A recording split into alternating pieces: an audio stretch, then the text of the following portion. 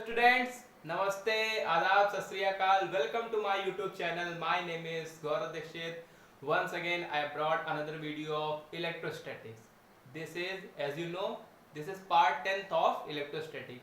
Today we will talk about intensity of electric field near a uniformly charged wire of infinite length.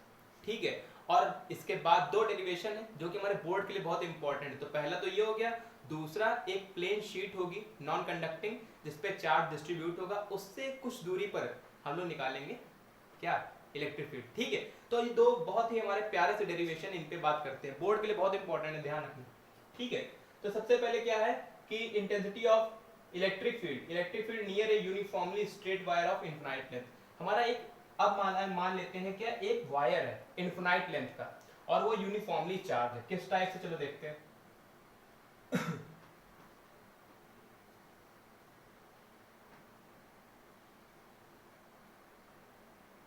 मान लेते हैं ये हमारा एक वायर हो गया। ठीक है, वायर है, यूनिफॉर्मली चार्ज है, तो हमने मान लिया ये पूरा इस पे प्लस चार्ज है। ठीक है, कैसा चार्ज है, प्लस चार्ज, हमने मान लिया इसमें पूरे में प्लस चार्ज है।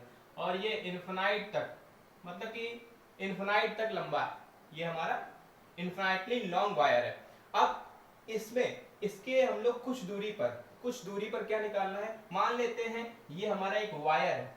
ठीक है, क्योंकि पूरा पार्ट किसके अंदर, गॉस लॉ से रिलेटेड है। गॉस लॉ हमने लास्ट वीडियो में पढ़ा ही हुआ है, तो वहां से पूरा कंसेप्ट क्लियर है। ठीक है, तो वहां अगर नहीं देखा तो वो जरूर देखे, तभी यहाँ कंसेप्ट क्लियर होगी। गॉस लॉ यहाँ पर लगना है। ठीक है, तो हमारा एक वायर है इस टाइप से। अब मान लेते हैं इससे यहां से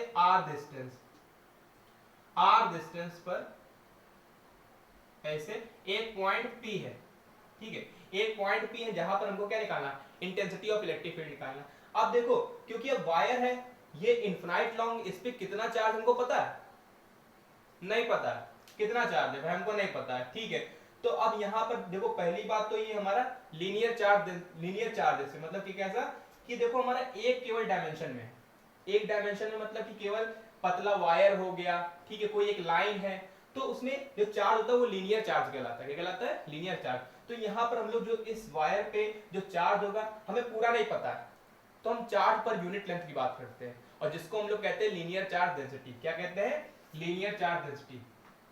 linear charge density, linear charge density, जिसको हम लोग दिखाते हैं किससे, लैम्डा से। लैम्डा इज इक्वल टू होता है Q by L. Lambda is equal to Q by L, charge per unit length. हमको पूरा नहीं पता, तो हम मान लेते हैं कि चार्ज पर यूनिट मतलब कि उसके 1 मीटर स्क्वायर में 1 कूलम चार्ज है। ठीक है, 2 मीटर अगर लेंथ है तो वहां पर 2 कूलम चार्ज है। तो मान लेते हैं इस पे जो हमारा lambda coulomb per metre, Q by L, lambda coulomb per metre हमारी लीनियर चार्ज डेंसिटी है, इसका चार्ज पर यूनिट लेंथ। ठीक है, अब देखो वायर है इस टाइप से, तो अब इसमें प्लस चार्ज है, पूरे में फैला हुआ है हर तरफ, तो अब प्लस चार्ज से क्या होगा, इलेक्ट्रिक फील्ड निकलेगी। कैसे निकलेगी इलेक्ट्रिक फील्ड, इससे रेडियली आउटवर्ड, मतलब कि अब ये वायर है, वायर से अब देखो प्लस चार्ज है, हमारा वायर है, तो इससे इलेक्ट्रिक फील्ड दोनों साइड में इस टाइप से इलेक्ट्रिक फील्ड ऐसे निकलेगी। इलेक्ट्रिक फील्ड इससे ऐसे हर जगह निकलेगी, कहीं पर भी ले लोगे, इधर साइड लोगे तो इधर भी इलेक्ट्रिक फील्ड ऐसे निकलेगी, इसकी इधर भी, हर जगह मतलब कि इससे रेडियली आउटवर्ड इलेक्ट्रिक फील्ड निकलेगी। क्लियर है ये पार्ट, ठीक है, कहीं पर भी ले लोगे इलेक्ट्रिक फील्ड इस डायरेक्शन में निकलेगी। अब देखो ये वायर है, तो अब हम लोग गॉस लॉ पढ़ रहे हैं, तो अब वायर के लिए हमको कुछ दूरी आर डिस्टेंस पर इलेक्ट्रिक फील्ड की वैल्यू बतानी है, तो हम यहां पर एक गॉसियन सरफेस क्रिएट करेंगे। क्या करेंगे, गॉसियन सरफेस। गॉसियन सरफेस हमने बताया क्या होता है, ये हमारा इमेजिनरी सरफेस होता है। ठीक है, गॉसियन सरफेस हमारा यहां पर क्रिएट करेंगे। अच्छा, अब वायर हमारा इसी टाइप से होगा, तो अब ये मान लिया हमारा वायर है। ठीक है, तो अब गॉसियन सरफेस क्या होगा, इसके चारों ओर क्रिएट होगा, तो वो किस फॉर्म में होगा, सिलेंड्रिकल फॉर्म में। तो कोई भी हमारा अगर लीनियर वायर है, कोई मतलब कि स्ट्रेट वायर है या कोई स्ट्रेट चीज है, तो उसके चारों ओर जो गॉसियन सरफेस क्रिएट होगा वो कैसा होगा, सिलेंड्रिकल फॉर्म में होगा। ठीक, ये चीज क्लियर हो गई। तो हम मान लेते हैं इसके चारों ओर एक गॉसियन सरफेस क्रिएट कर देते हैं। ये हमने गॉसियन सरफेस एक सिलेंड्रिकल फॉर्म में क्रिएट कर दिया। ठीक है, कोई मतलब हमारा वायर होगा तो उसके चारों ओर कैसा सरफेस क्रिएट होगा, सिलेंड्रिकल फॉर्म में। तो यहाँ पर जो गॉसियन सरफेस होगा कैसा होगा, सिलेंड्रिकल फॉर्म होगा, सिलेंडर फॉर्म में, ठीक है, सिलेंड्रिकल फॉर्म में होगा। ये चीज क्लियर हो गई। अब ये हमारा इस वायर से आर डिस्टेंस पर है, पी पॉइंट पर हमको इलेक्ट्रिक फील्ड बतानी है, ठीक है। तो हम क्या करते हैं, अब देखो इलेक्ट्रिक फील्ड की डायरेक्शन तुमको क्लियर है। हम क्या करते हैं कि यहाँ पर इस जगह पे हमने एक छोटा सा पार्ट, अब इसका पूरे का देखो गॉसियन सरफेस, इस पूरे का एरिया क्या हो गया, ए हो गया, इस पूरे का एरिया हो गया ए। हमने एक छोटा पार्ट ले लिया क्या, डी ए। ऐसे ही देखो ये हमारा वायर हो गया इसके चारों ओर, ठीक है। तो इसके चारों तुम कहीं पर भी पॉइंट ले लो, बात तो वहां पर रेडियस तो सेम रहेगी ना। यहां से आर डिस्टेंस लोगे तो भी सेम है, यहां से आर डिस्टेंस तो भी सेम है, तो मतलब चारों ओर लोगे तो सेम रहेगा। और बाकी बची ऊपर की, ये ऊपर की और नीचे की दो सरफेस और बची, तो हम इस सरफेस को भी मान लेते हैं। तो अब क्या मान लिया, एक हमने यहां पर भी एक सरफेस पर एक छोटा सा पार्ट ले लिया डीए, और ऐसे ही यहाँ चाहे तो यहाँ ले लो, चाहे जरूरी नहीं कि इधर ही साइड लो, आप इधर भी ले लो। चलो हमने इधर मान लिया, ठीक है। अब देखो यहाँ पर हम लोग क्या मान लेते हैं, ये मान लेते हैं हमारी फर्स्ट पोजीशन है, ठीक है, ये हमारी सेकंड पोजीशन है और ये हमारी थर्ड पोजीशन है।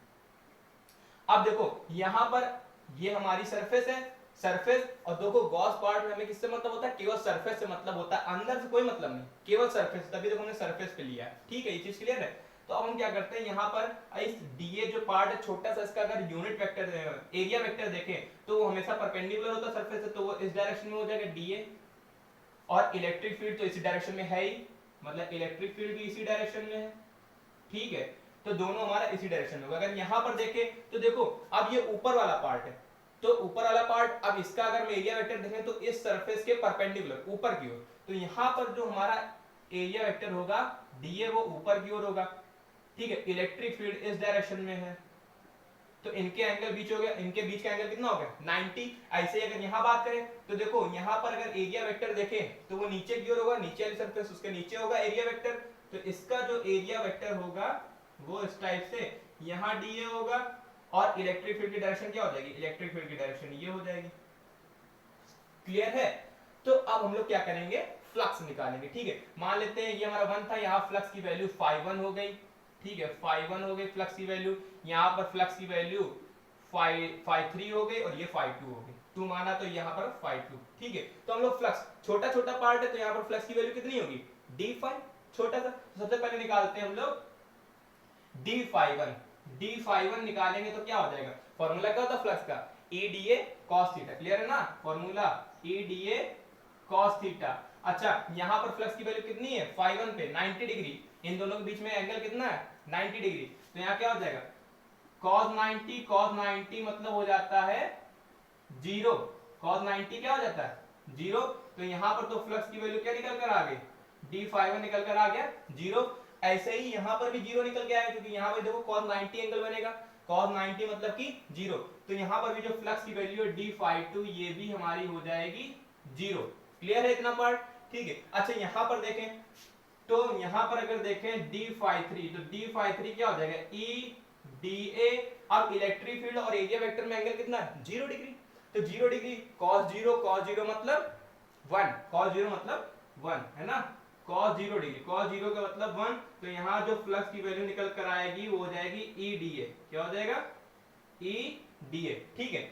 अब तीनों पार्ट निकाला, अब हम लोग फ्लक्स को क्या, फ्लक्स चूंकि हमारा कैसा स्केलर क्वांटिटी होती है तो सारे फ्लक्स जोड़ दें, तो फ्लक्स टोटल की वैल्यू देखें d फाई टोटल, तो वो हो जाएगा d φ1 plus d φ2 plus d φ3, ठीक है। तो देखो φ1 φ2 तो 0 हो गए, तो ये 0 प्लस ये 0, d φ3 क्या है EDA, ठीक है।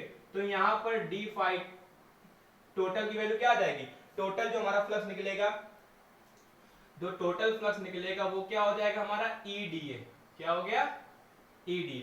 ये क्लियर हो गया। अच्छा अभी हमने क्या करा था, सरफेस पे छोटे छोटे पार्ट लिए थे।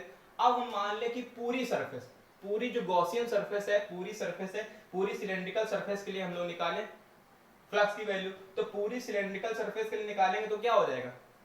अच्छा इतना समझ में आ गया, क्लियर हो गया इतना, रफ कर दूं इसको, ठीक है। देखो इधर स्क्रीनशॉट लेना, आराम से नोट कर लेना, और डायग्राम आपके पास बन ही गया, ठीक है। तो यहां पर देखो मैं इसको रख करता हूं।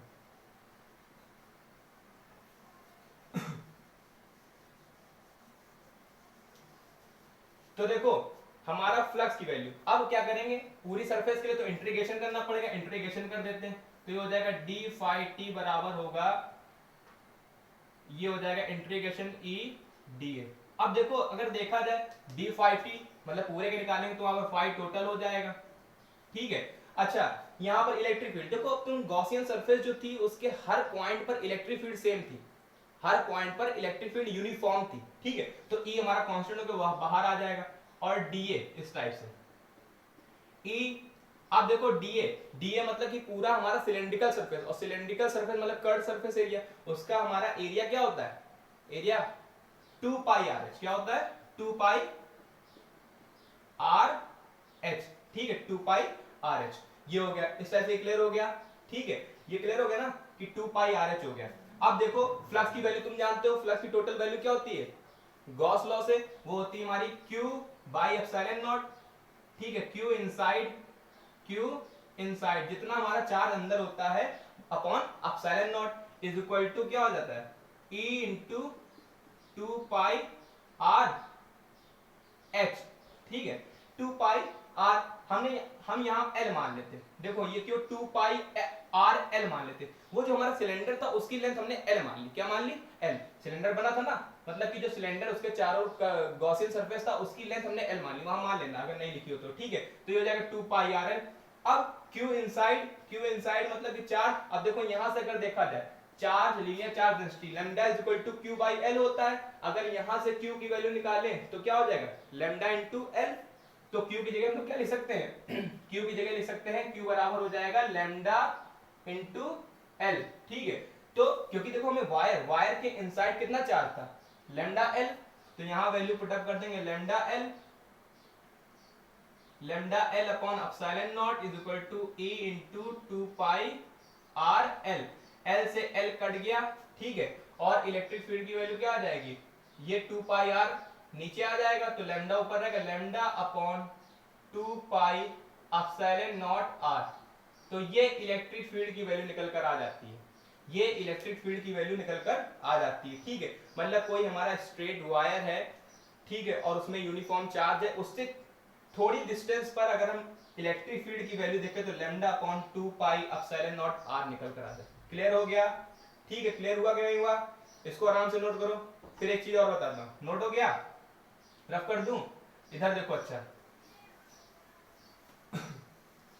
यहां पर देखो, अब मान लेते जैसे देखो इलेक्ट्रिक फील्ड की वैल्यू निकल कर आई है, तुम देखो इलेक्ट्रिक फील्ड जो है ये R के इनवर्सली प्रोपोर्शनल है। कैसे है, R के इनवर्सली प्रोपोर्शनल है। तो देखो वही बात है, अब जो हमारी गॉसियन सरफेस थी, अब देखो वायर जो था, क्योंकि वायर के अंदर ही केवल चार्ज था, अगर तुम डिस्टेंस R बढ़ाते जाओगे तो इलेक्ट्रिक फील्ड की तो वैल्यू कम होती जाएगी ना। ये तो यहां से क्लियर हो रहा है सीधे सीधे, अगर हम डिस्टेंस मानते गॉसियन सरफेस की बढ़ाते जाएं, सरफेस की डिस्टेंस अगर हम बढ़ा देते हैं, मतलब कि वायर से अभी इतनी डिस्टेंस था और इतनी डिस्टेंस हो जाए तो इलेक्ट्रिक फील्ड की वैल्यू कम हो जाएगी, मैग्नीट्यूड उसका कम होता जाता है। तो यहाँ तो सीधे क्लियर हो रहा है, ठीक है। अगर इसका ग्राफ देखें E वर्सेस R का, हम मान लेते हैं ये इलेक्ट्रिक फील्ड है और ये R, तो इसका कैसे बनेगा, इसका इस टाइप से बन जाएगा, ये इसका ग्राफ हो गया, क्लियर है, ये x हो गया, y हो गया, ये इसका ग्राफ हो जाता है E और R, ठीक है। तो नोट कर लीजिए इसको, हो गया नोट, समझ में आ गया प्रोसेस किस टाइप से रफ करूं। तो कोई भी हमारा वायर है या कोई भी स्ट्रेट हमारा कंडक्टर है, तो उसके अगर चारों ओर गॉसियन सरफेस बने, कैसी बनेगी सिलेंड्रिकल, ठीक है। इसको मैं रफ करता हूं,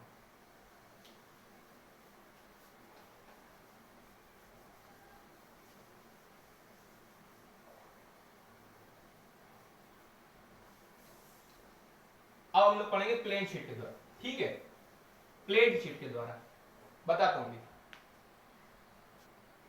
चलिए अब हम लोग देखते हैं intensity of electric field near an infinite plane charge non conducting sheet, ठीक है। अब हम लोग शीट के बारे में देखेंगे। अब शीट देखो, नॉन कंडक्टिंग और कंडक्टिंग का मतलब पहले समझ लो। अगर हम लोग बात करें वो भी ध्यान रखना, कहां पर, अंडर इलेक्ट्रोस्टैटिक कंडीशन, ठीक है। मतलब कि अंडर इलेक्ट्रोस्टैटिक कंडीशन अगर बात करें, कोई भी हमारी चीज, कोई अभी आगे हम लोग पढ़ेंगे spherical non conductor, conducting spherical, ठीक है। तो वहां पर भी जो कंडक्टिंग जो होगा उस पे जो चार्ज होगा, ध्यान रखना हमेशा सरफेस पे आ जाएगा, चाहे वो सॉलिड हो चाहे हमारी हॉलो हो, ठीक है। मतलब कि अगर कोई बात करें वो कंडक्टिंग है, चाहे वो सॉलिड हो या हमारी हॉलो हो, उस पे जो चार्ज होगा सरफेस पे रहेगा। कहां पर आ जाएगा? सरफेस पे। अगर नॉन कंडक्टिंग है, तो फिर क्या होगा, जो चार्ज होगा वो पूरी सरफेस में होगा, वो मतलब सरफेस में इनसाइड भी होगा, अंदर मतलब हर जगह फैला होगा एक तरीके से। क्लियर हो रहा है? ठीक है। तो मतलब कि अगर कोई भी हमारी चीज कंडक्टिंग है अंडर इलेक्ट्रोस्टैटिक कंडीशन में, तो ध्यान रखना जो चार्ज होगा वो हमारा सरफेस पे होगा, ठीक है। अब हम लोग बात करते हैं शीट। तो देखो शीट किस टाइप से, शीट मान लेते हैं जैसे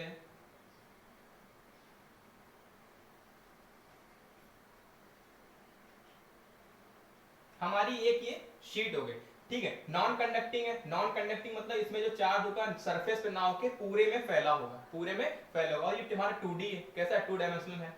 तो चार्ज इस टाइप से, प्लस चार्ज, आप माइनस चार्ज भी ले लो, प्लस चार्ज। अब देखो जैसे हमने वायर वाला पढ़ा था, प्लस चार्ज था तो अवे फ्रॉम द वायर, और अगर माइनस चार्ज होता तो वो towards the wire, electric field की डायरेक्शन होती।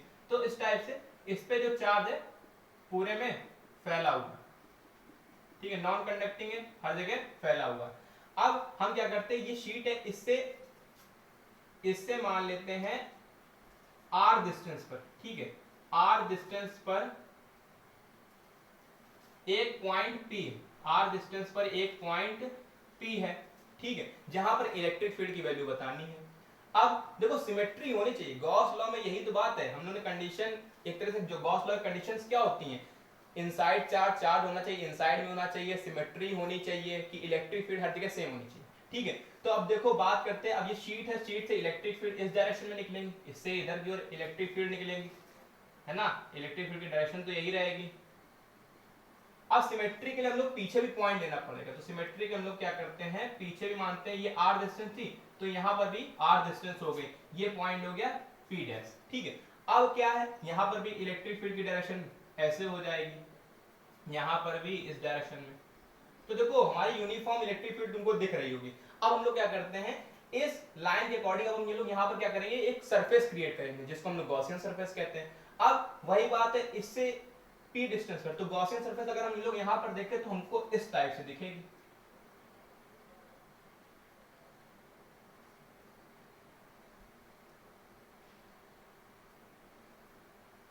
ये हो गई हमारी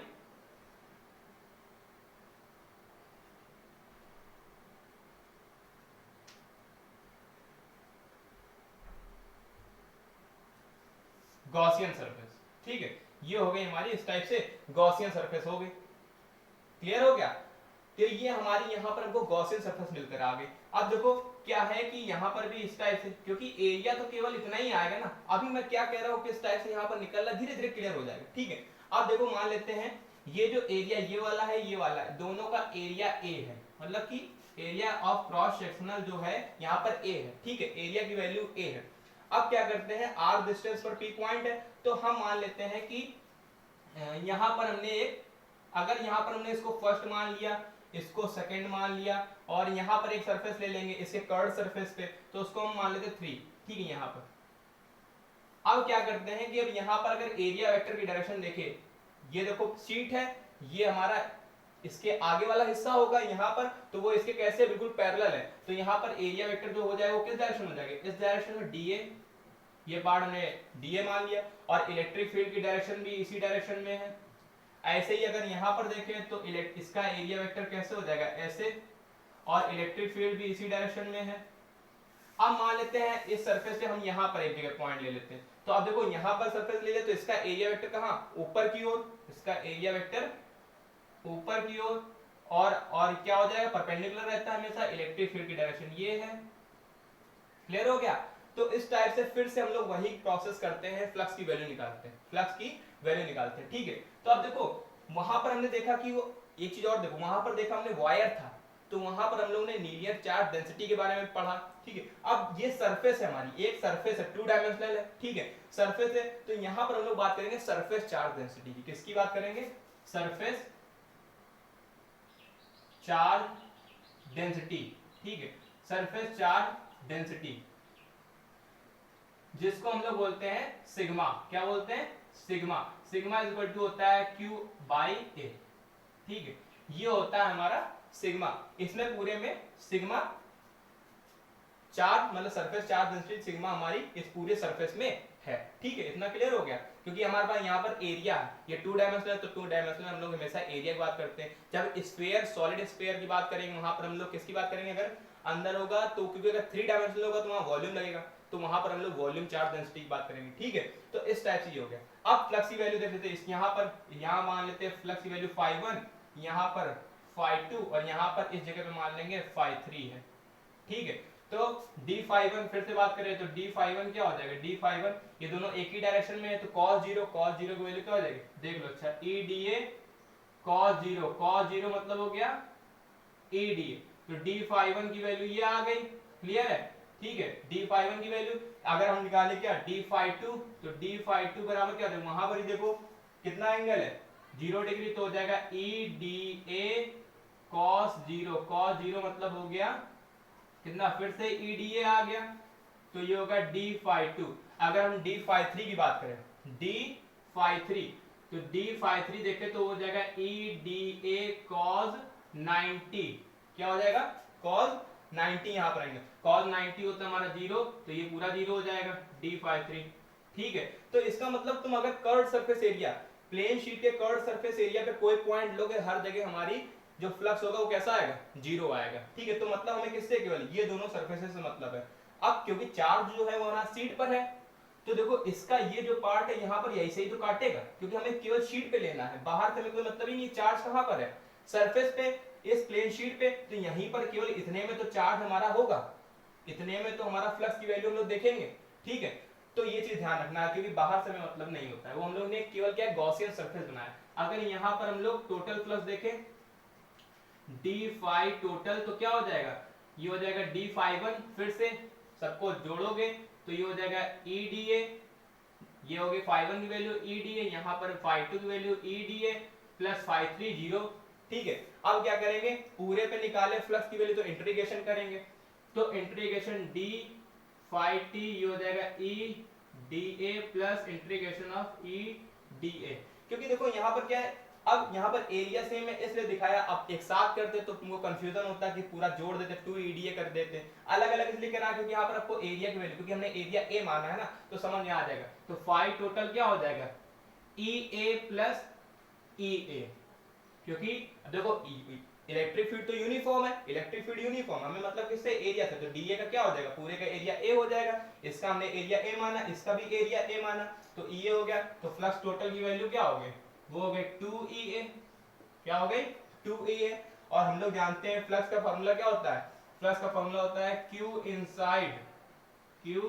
inside upon epsilon naught is equal to 2EA। ये कहां से आया? गॉस लॉ से। ठीक है, Q की वैल्यू हम लोग यहां से निकालेंगे, क्योंकि सरफेस चार्ज डेंसिटी से मतलब है, तो Q इज इक्वल टू क्या हो जाएगा? Sigma into A। क्लियर है ना? Q इज इक्वल टू क्या हो जाएगा? Sigma into A। ठीक है, यहां पर पुट अप कर दें तो क्या हो जाएगा? Sigma A upon epsilon naught is equal to 2EA। तो A से A कट जाता है, और अगर E की बात करें तो E इज इक्वल टू क्या जाता है? Sigma upon 2 epsilon not. Clear हो गया? तो जो हमारी शीट होती है उसके लिए इलेक्ट्रिक फील्ड की वैल्यू क्या आती है? Sigma upon 2 epsilon not. Clear हो गया? किस टाइप से प्रोसेस निकल कर आया है, समझ आ गया? एक शीट थी, उससे r डिस्टेंस पर हमने क्या करा? एक पॉइंट ले लिया, अब उस पॉइंट का सिमेट्री दिखाने के लिए इधर भी पॉइंट लिया, पीछे भी, वहां पर एक गॉसियन सरफेस बनाई, फिर हम लोग ने फ्लक्स की वैल्यू देखी 3 पॉइंट में, टोटल फ्लक्स निकाला, फिर टोटल फ्लक्स से सीधे हम लोग ने इलेक्ट्रिक फील्ड की वैल्यू निकाली।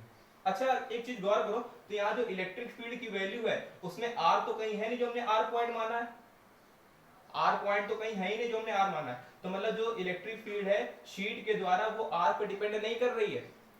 इसका मतलब ये हुआ कि अगर देखो इनफिनाइट लेंथ की है, इनफिनाइट का मतलब ये नहीं होता कि बहुत ज्यादा इनफिनाइट, मतलब कि एक तरह से तुम समझोगे जो रियल वाला इनफिनाइट समझते हो, ऐसा कुछ नहीं है। इसका मतलब ये है कि ये जो डिस्टेंस r है उसके अगर रिस्पेक्ट में बात करें तो हमारी ये शीट जो है उसके डायमेंशन बहुत बड़े, मतलब ये हमारी शीट r के कंपैरिजन में बहुत बड़ी।